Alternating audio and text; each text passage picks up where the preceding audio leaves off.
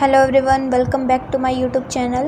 So in this video I am going to tell you the derivation of most economical rectangular channel. तो चलिए start करते हैं। तो you can see कि हमारे पास एक रेक्टेंगुलर चैनल जिसकी हमारे पास ये है विड्थ एंड ये हमारे पास है depth, correct. Okay, now let's start the derivation.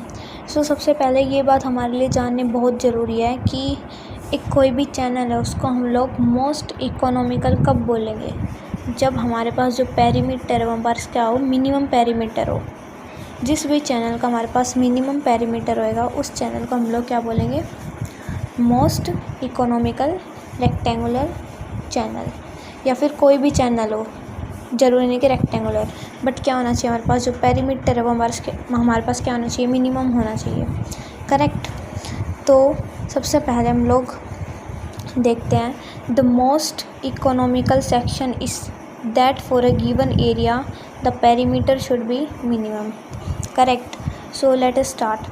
Consider a rectangular channel with width b and depth d। तो एरिया हमारे पास क्या हो जाएगा, b into D, and wetted perimeter हमारे पास क्या हो जाएगा, d plus b plus d which is equals to b plus 2d। And हमारे पास वेटेड पेरीमीटर क्या होता है, चलो इसको समझते हैं थोड़ा सा। वेटेड पेरीमीटर क्या होता है, तो हमारे पास ये एक चैनल है, करेक्ट। जितना ये जो मेरा चैनल है, जितना ये वेट है, ये पूरा मेरे यहाँ से लेके यहाँ तक क्या है, वेट है। ये इसकी क्या है, विड्थ, ये डेप्थ एंड ये भी डेप्थ। पेरीमीटर क्या होता है, सम ऑफ ऑल साइड्स। तो ये वाली साइड प्लस ये वाली साइड प्लस ये वाली साइड, यहाँ पे यही चीज़ लिखी हुई है, d plus b plus d। तो हमारे पास वेटेड पेरीमीटर का इज इक्वल टू क्या आ जाएगा, b plus 2d। And area तो हमें पता है कि b इंटू डी, रेक्टेंगुलर का एरिया तो हमें पता ही है क्या होता है, b into D, correct. Okay, so now जो हमारे पास फर्स्ट इक्वेशन हमारे पास एरिया की, ये वाली b इंटू डी, यहाँ से हम लोग b की वैल्यू फाइंड आउट कर लेंगे which is comes out to b is equal to a upon D. अब इस वैल्यू को हम लोग सब्सटीट्यूट करेंगे हमारी इक्वेशन नंबर सेकंड में, जो कि किसकी है, वेटेड पेरीमीटर की। तो इस वाली इक्वेशन में अगर हम लोग पुट करेंगे b की वैल्यू a अपॉन डी, यहाँ पे हमने पुट की a upon D plus 2d। Okay, now मैंने आपको स्टार्टिंग में बताया था कि किसी भी चैनल का मोस्ट इकोनॉमिकल कोई भी चैनल कब बोला जाएगा, जब उसका जो पेरीमीटर हमारे पास क्या होएगा, मिनिमम होएगा। मिनिमम पेरीमीटर मतलब जो हमारे पास, मैं क्या लिख सकती हूँ, जो डेरिवेशन है विद रिस्पेक्ट टू डी क्या हो, 0। ये हमारे पास कंडीशन है, पेरीमीटर शुड बी मिनिमम की, करेक्ट। सो मैं इस वाली इक्वेशन को अब डेरिवेट करने वाली हूँ, जो इक्वेशन नंबर 3 है मेरे पास, with respect to depth.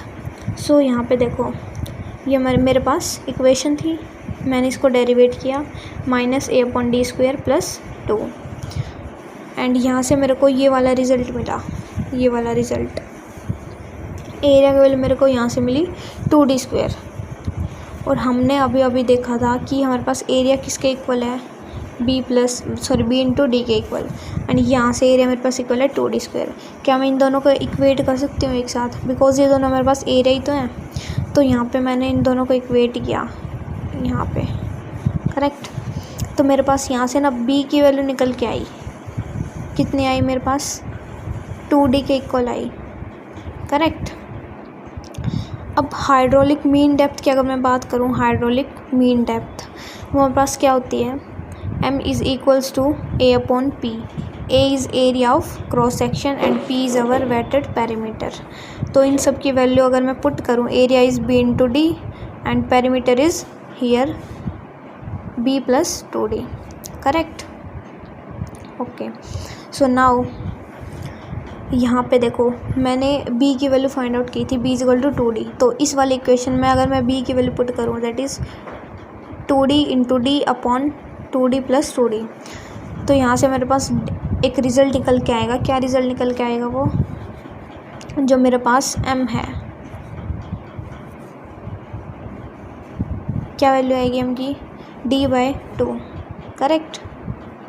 dy/2 मेरे पास क्या आएगी, m की वैल्यू।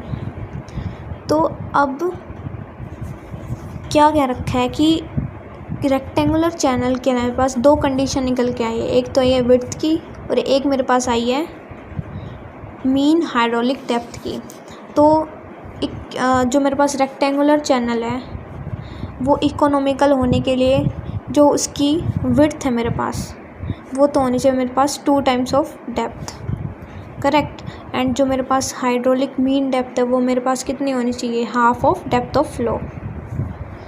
अगर चैनल मेरे पास ये दोनों कंडीशंस को सेटिस्फाई कर देगा तो मतलब मेरा जो चैनल है वो मोस्ट इकोनॉमिकल चैनल है।